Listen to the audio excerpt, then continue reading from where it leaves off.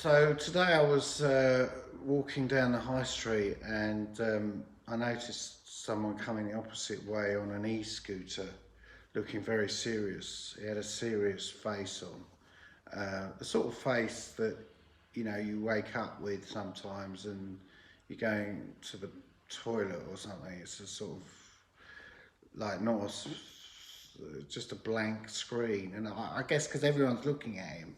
I mean, this guy was on this e-scooter in the road, which was quite brave, I felt, because there was a queue of traffic trying to get round him, but the high street is crammed, and there's kids and there's buses and there's pedestrian crossing, and and everyone's in a hurry, and this guy's sort of trying to enjoy himself basically, because that's why you get an east. It's like it looks like a lot of fun, um, but when it's raining and it kind of loses it a little bit.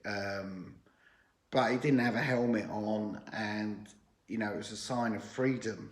I felt he was like making a big statement of how free he was, even though it was in the high street and there was traffic everywhere. And the thing is, people, when it's rush hour, are desperately trying to overtake him. And though he was free as a bird with the wind in his hair, when the car goes past your nose with a millimetre gap, um, I think you get a little bit scared. Well, I would anyway, but he seemed impervious to fear. I mean, it was, you do see a few of these e-scooters on the pavement, which I think I'll probably try.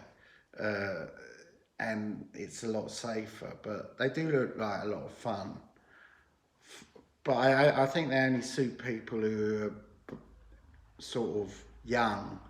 I mean, I'd like to try one, but I think I've missed the boat. It's a bit like people who buy Porsches when they're old and rich and they can't really get into them properly, or it just doesn't work. You really want to be a young person driving a Porsche, or a Lamborghini, but you can't really because you can't afford it. So it's a bit, I can understand young people liking e-scooters